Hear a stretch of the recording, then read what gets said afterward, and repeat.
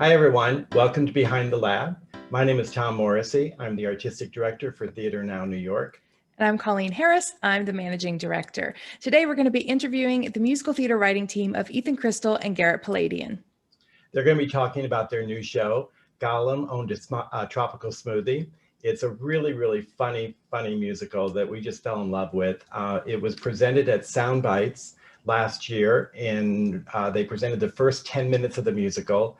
At that point, we just absolutely fell in love with it, and we knew we wanted to produce it. It was scheduled to be produced this past summer. However, because of COVID, it was, of course, canceled. But we are hoping to reschedule that once we're all able to get back together, and we can do so. And in the meantime, we have some wonderful clips from the show to show you during this interview. So please enjoy this interview with Ethan Crystal and Garrett Poladian. Hi, I'm Ethan Crystal. I'm from Wilsonville, Oregon originally, and for Gollum Owned a Tropical Smoothie, I'm the co-writer. And as far as music goes, I'm kind of like on the musical side of things. I do the arrangements and orchestrations. Hi, I'm Garrett Poladian. I'm originally from Panama City Beach, Florida. I'm the co-writer for the show, and we also wrote the songs together, and I do the puppetry design and the scenic design. So how did your partnership first form? Ethan and I met while working together on a cruise ship in the middle of the ocean, and we kind of were spitballing ideas about musicals or things we wanted to write. And I threw out this idea about Gollum working and owning a smoothie shop, and Ethan was like, "What?" And I was like, I don't know what it is. It might be nothing." And he was like, No, that's hilarious. I totally get it. And then it kind of just snowballed from there. He went and like wrote the opening jingle and showed it to me, and I was like, we have to write this. And then, 3 years later, a year later, we started submitting it for things, and it's just been like our obsession ever since. Well, because the story Garrett told was like, we were living on this boat. We had a lot of free time. And so we were just like we knew everything about each other within like months. And so Garrett told us, like, it was, he was like working at Tropical Smoothie, and like, just like he came in by himself and just imagined like, what if Gollum as his boss, like being like, "Oh, can you go get those bananas?" And like, just, it was so ridiculous. And like that, he like, the more that like you try to explain to someone like what it is, it's like, it's such a non-story. It's like, I thought about what if Gollum was my boss. So like we thought like, how funny would it be to have like an entire musical that's just that. That's just like, so like the thing that like the little jingle was like, don't think too hard, don't ask questions, just accept the fact that you ever seen Arrested Development? So there's this joke in Arrested Development, for people who know it. There's like the main character goes to the freezer and he opens, and his magician brother has this bag in it, and the bag says, "Dead dove, do not eat." And he opens the bag and he looks inside and he says, "I don't know what I expected." So it's like, it's a whole musical of like, what did you think was going to happen? You bought a ticket. This Gollum Owned a Tropical Smoothie. Now we're going to see a clip that perfectly encapsulates that attitude. In fact, I think that the words he just used are repeated word for word in the lyrics you're about to see. As we go through our clips today, you're going to be noticing Gollum Owned a Tropical Smoothie growing and developing. This particular clip is from the first time the songs were presented in New York City at the Crane Theater in 2018. Gollum Owned a Tropical Smoothie, yeah. Don't think too hard, don't ask questions, just accept the fact that you're on a tropical smoothie. So it seems like your writing partnership is tied in with this first show that you created together. Yeah, I've never written anything before this. This whole partnership, teamwork thing, like it ignited something within me that I didn't even know existed. I really just thought of myself as an actor, a performer. I never thought that I could be a writer or had the capability of creating something like this ever.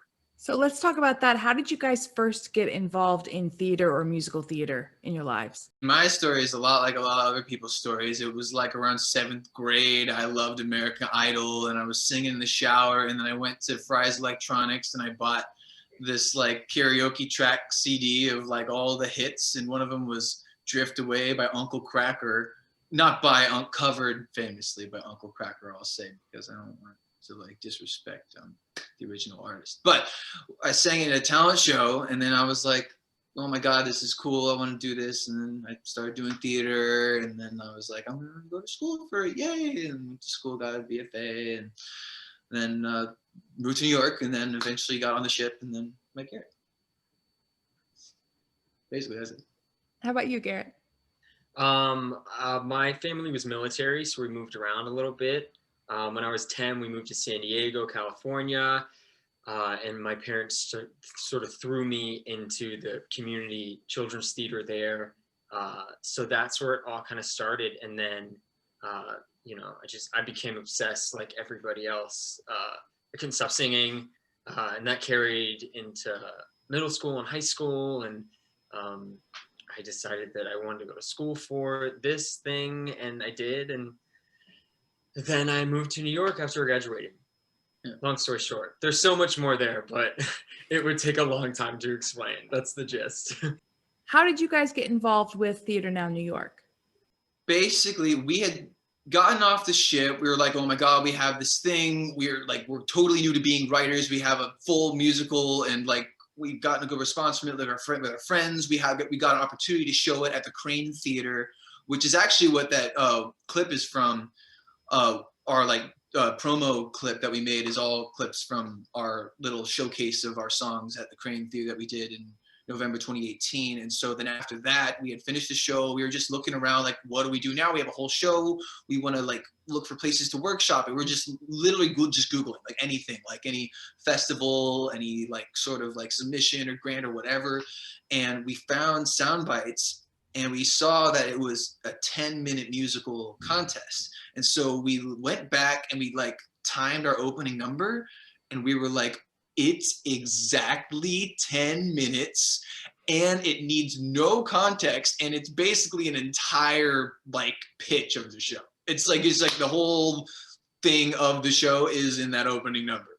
And that's the opening number that we wrote on the ship and put up in the crew bar. So we had done it before. We had a group of friends that were familiar with it, and we submitted it to Soundbites, and they let us close out the festival. Like we were the last one, we went up, and then we won 6.0, which was really, really amazing and exciting. And then after that, over the summer, we got invited to be a part of the Writers Collective, and then it was almost like all of it was too good to be true. Like it just was timed out perfectly. We were at the right place at the right time. Yeah, that was everything to us being a part of that festival. It was like it was our first sort of pitch to, you know, New York in a way of being like, this is what we came up with. What do you guys think? And people loved it. So it just was like kind of like more ignition for us to be like, okay, well, let's keep doing this thing. Yeah. Now let's take a look at that production from Soundbite 6.0, featuring Dean Cestari and the ensemble of Gollum Owned a Tropical Smoothie. High school kinda blows. I just moved in from Idaho. I have friends, they're okay. Never see them anyway. I'm on the baseball team. Oh, I'm also on the soccer team.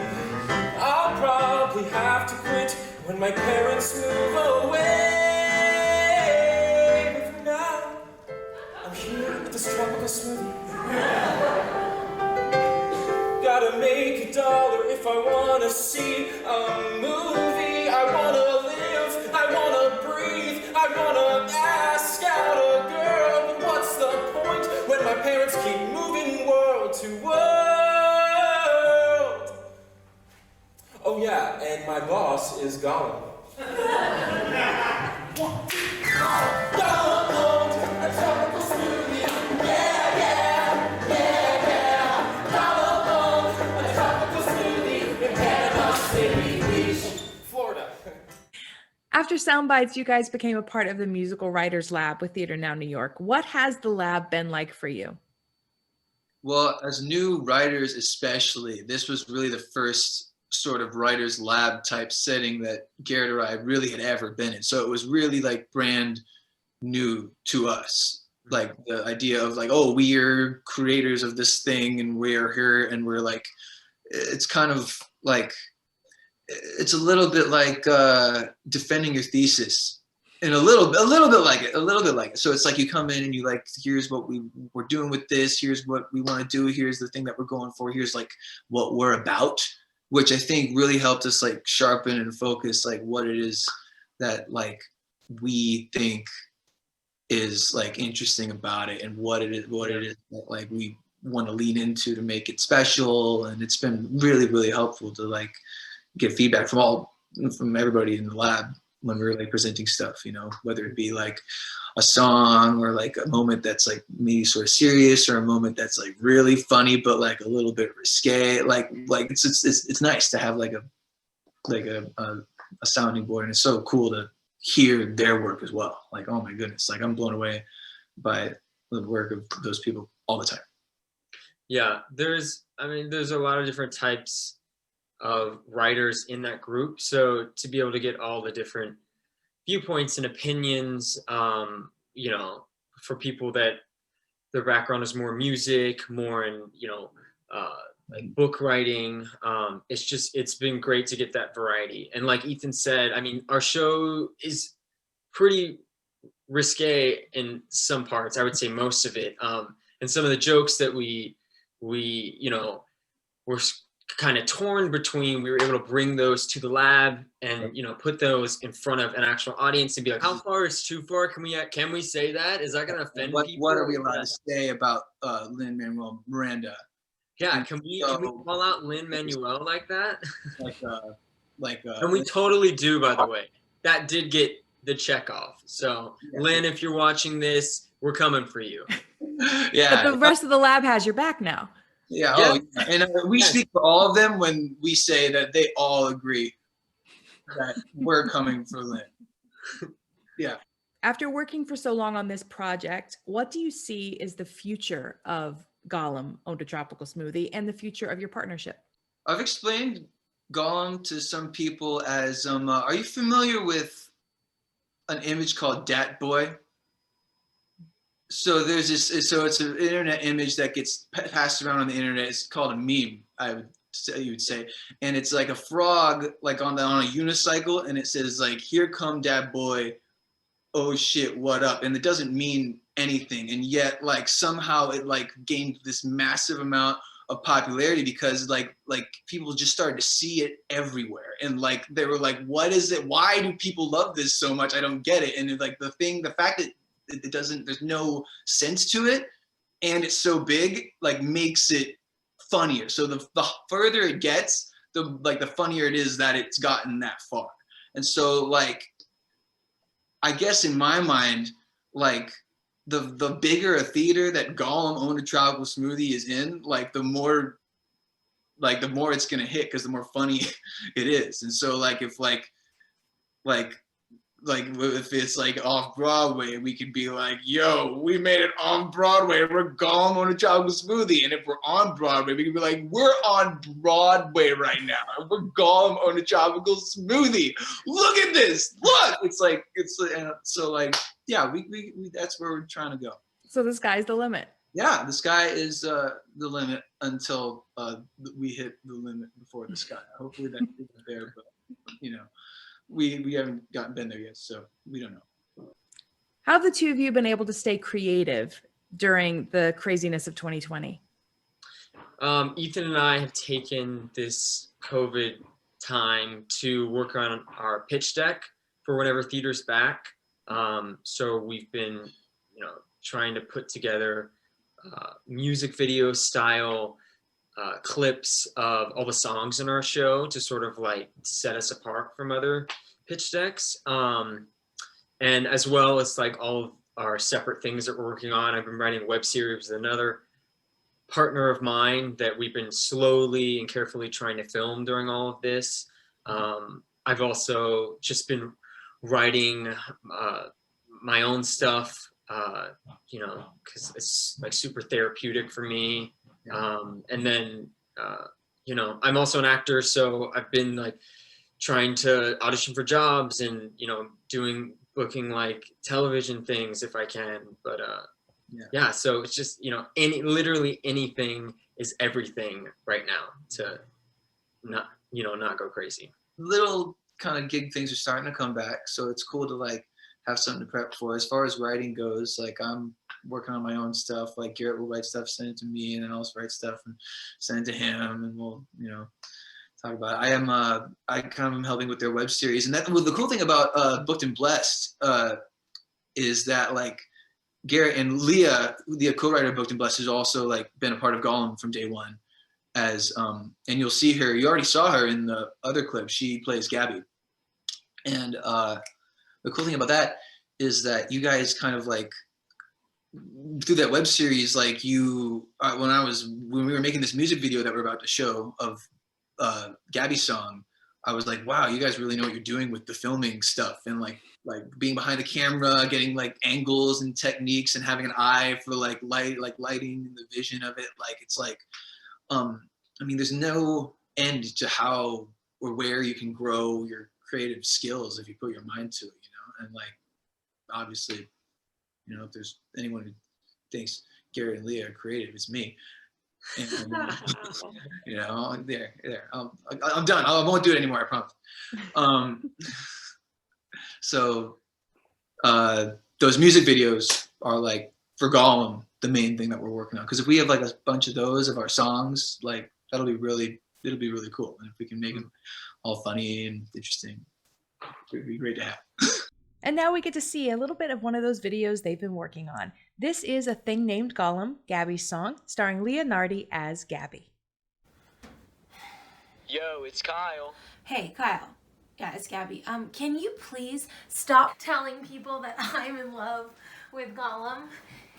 Yeah, I know. I know, like, you think you're hysterical, but, like, it literally cost me my job today, so, I mean, not like it even matters, because we're moving again. Oh, shit. Yeah, don't tell Ian that part. It's just... Gotcha! Can't get to the phone right now, but drop me a line, I'll drop you a call when I do. Molto bene.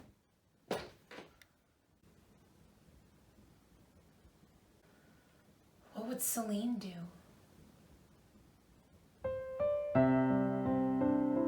Are we feeling good tonight? Good, because we are feeling awesome. I get wings to fly. Oh. Yeah, we are definitely not feeling awesome, Celine. We're feeling down, we're feeling blue. I'm jobless, rejected, and 22. I pretend that I'm fine. Suppress everything that I feel inside. But when I think of his toothless smile, how he loves my brother, even Kyle, well, there's something about that thing named Gollum. Sure, he's not Clark Kent, but I am content to look past his flaws, like his frail old hands and his tired eyes and... What about his dick? Kyle, this is Gabby's song. Oh, sorry. When I think of the times he's looked in my eyes and I see his will to make good, well, I start to fall for a thing named Gollum. Am I in love, or is this just a fantasy? Am I lonely, or is Gollum the one for me? Guys, I really enjoyed talking with you today, and I can't wait to see what happens with Gollum moving forward. Thank you so much. This has been amazing. I can't wait for the future with you guys. Oh my God, it's gonna be so much fun. Bye. Bye. Bye. Wait, where's the hand waving emoji? I can't find. There's on Zoom. There's a hand waving thing. Oh, there's only a thumbs up. Never mind. Bye. Our thanks to Ethan and Garrett for taking time out to answer all of our questions and for sending us all those wonderful clips. For more about them, you can check out the links in the video description below.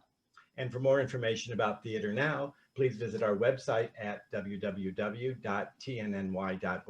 or on Instagram and Facebook. Our handle is @TheaterNowNY. And while you're here, please make sure to subscribe to this channel for more of our video content, including more interviews with our musical theater Writers Lab creators. High school kinda blows, just moved in from Idaho. I have friends, they're okay, never see them anyway. I'm on the baseball team, I'm also on the soccer team. I'll probably have to quit when my parents move away. But for now, I'm here at this tropical smoothie. Gotta make $1 if I wanna see a movie.